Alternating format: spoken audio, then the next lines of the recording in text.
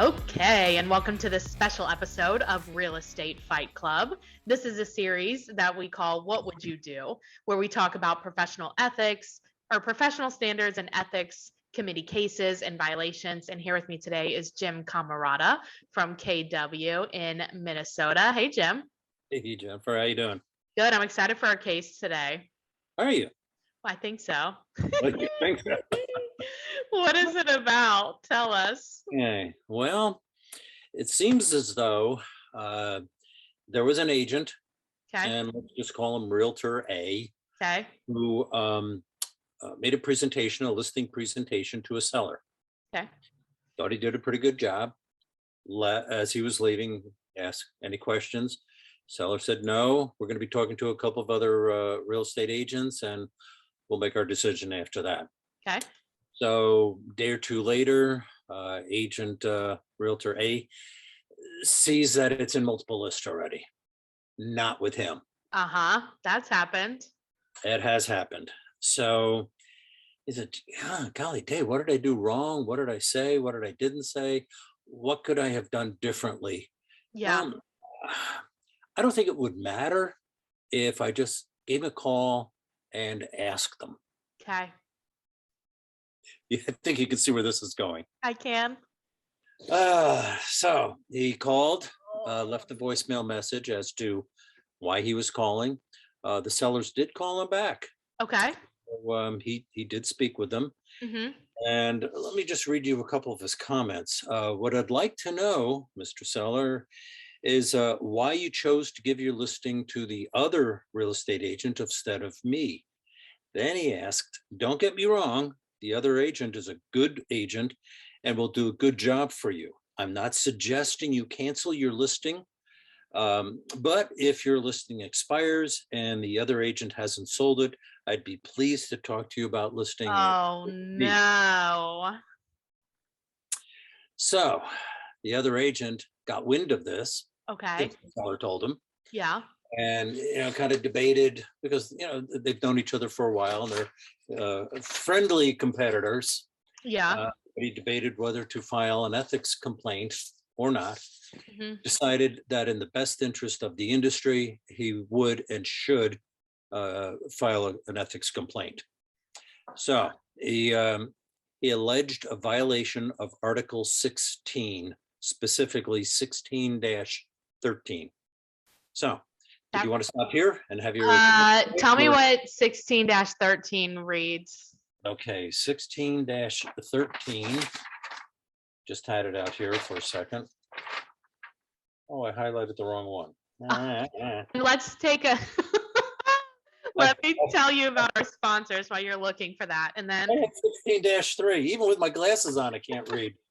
When we come back, we'll talk about it. So okay, do a commercial break. Perfect. So the two sponsors Exactly. The two sponsors I want to tell you about today are, the first one is Cyberbackers, which we love them. We all need some extra help, but it doesn't always make sense to hire, somebody full time, or it doesn't make financial sense to be able to have somebody on payroll like that. And Cyberbacker is a great solution. So if you go to cyberbackers.com, you put in Fight Club, you will get a special prize. And then also I want to tell you about coach John Kitchens. And the thing that I like about having a coach is they reveal your blind spots quicker. So having a coach will get you where you're going a lot faster. Either, those blind spots are cleared, or you're out of the biz, kid. No. Been there, done that. Yep. So John has something cool happening. You go to coachcode.com and sign up for the newsletter, and they have a lot of cool stuff and classes and different things coming down the pipe. So Jim, were you able to find 16-13? Mm-hmm. Yeah. What's it say? I put it all out of order. All dealings concerning property exclusively listed or with buyers tenants who are subject to an exclusive agreement shall be carried on with the client's representative or broker and not with the client, except with the consent of the client's representative or broker, or except where such dealings are initiated by the client. So essentially, this agent interfered with an existing agency representation agreement. Yeah, I can see that, and I believe that he's in violation. At the same time, it's like, I mean, I've done that before, and I think it's something that makes sense to be like, hey, congratulations on your listing getting sold. If we have a buyer, we'll absolutely bring them by. Just curious, was there anything I could have done differently or said differently or whatever? I think it's important to get feedback. So where is the line? I know that and that's where you have to be real careful. Essentially, well, here's what happened. The seller perceived that this agent was soliciting his business. Yeah, and I think that's why I think it matters what you say, right? And it sounds like, hey, if it, but I mean, there's been times where I'm sure people have said, like, hey, if it doesn't, if something doesn't work out, just let me know. It's not a problem. But I think always saying, like, of course, if we have a client, I'll call the agent, we'll bring them by, whatever. And I think just saying that really relieves some of that stress, right? Because client sellers have this thing that, like, oh my God, now this agent knows all of my business and they're not going to show the listing.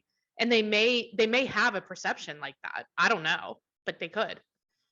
Yeah, but what the real problem in this particular case was the seller's perception, as well as the other agent's perception Was he was that solicit the he business. was soliciting the business, and that You're allowed to make, perception is reality. but as you read it, it sounded like we weren't even allowed to make the call. Is that right?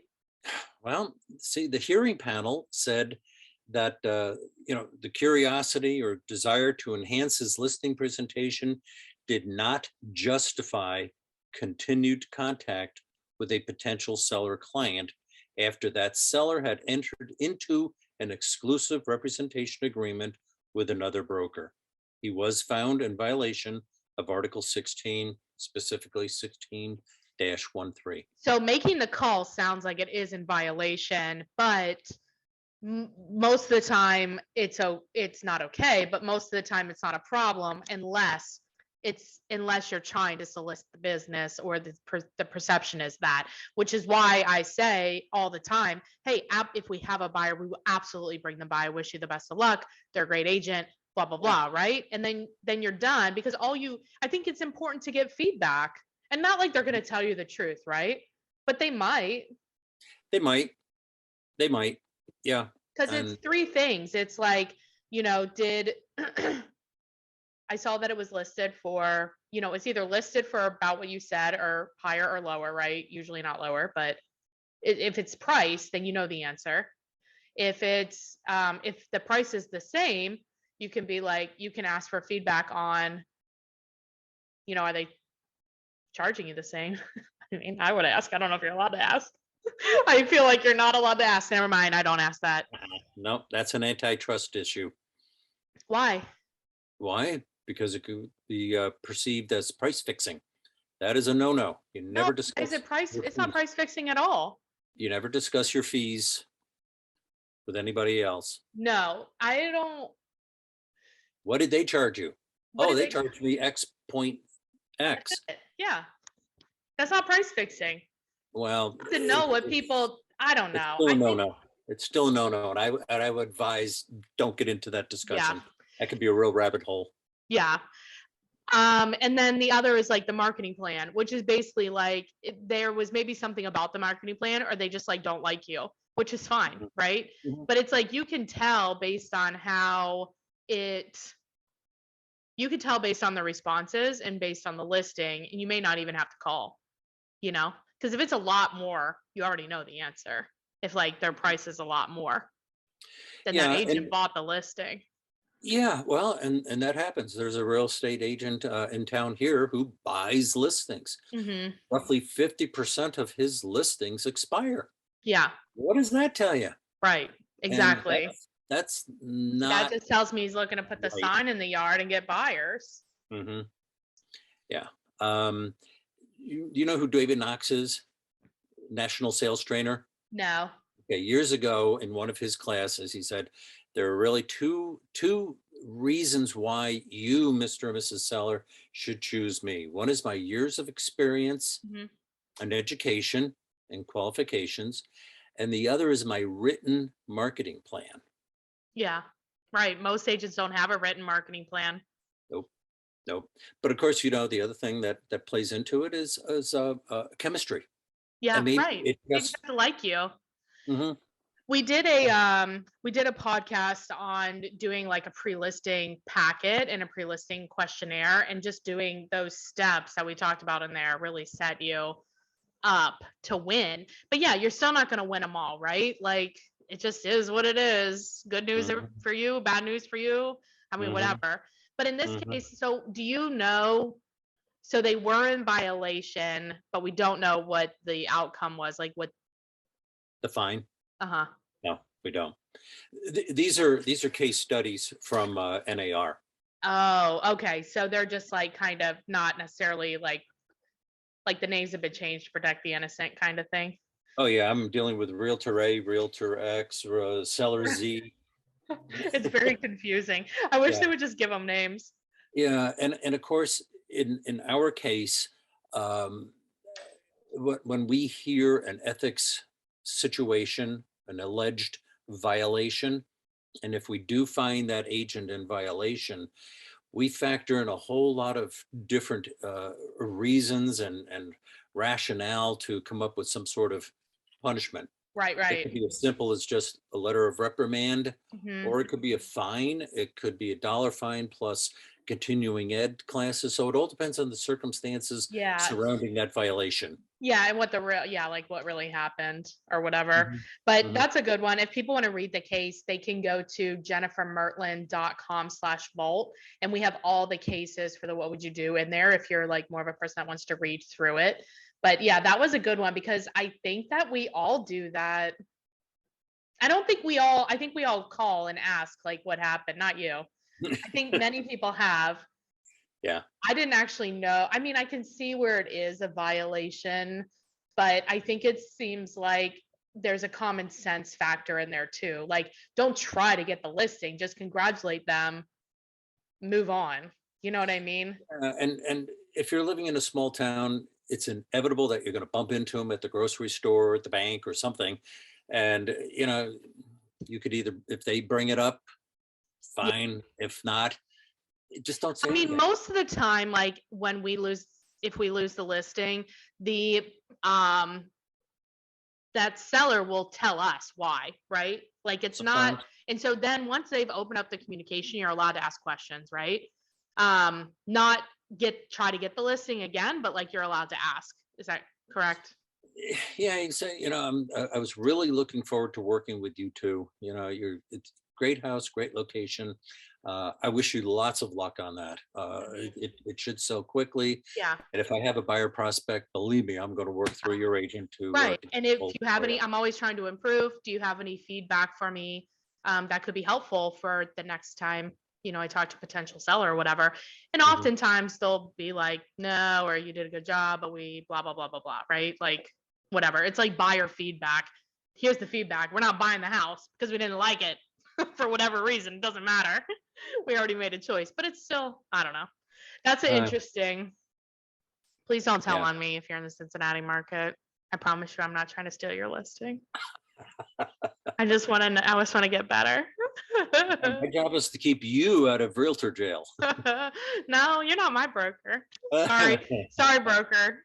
Yeah, all I right. guess you're probably glad you're not my broker. My old broker used to, every time I called him, he'd be like, "Are we going to jail?" I'm like, "What are you talking about? Of course not." Is there So really a jail, Jim? there's Oh not. yeah, yeah. And in the winter, it's not heated. You don't want to Right. be. In the summer, it's not cold. Well, Jim, if people have a referral for you in Minnesota or they have a question, some clarification, what's the best way to get a hold of you? Okay, cell or text, it's 612-562-7461, or just email me at Jimcamarata, no dot in between, just Jimcamarata at kw.com. Perfect. All right. Thanks, Jim. Thanks, Jen. Take care. Yeah.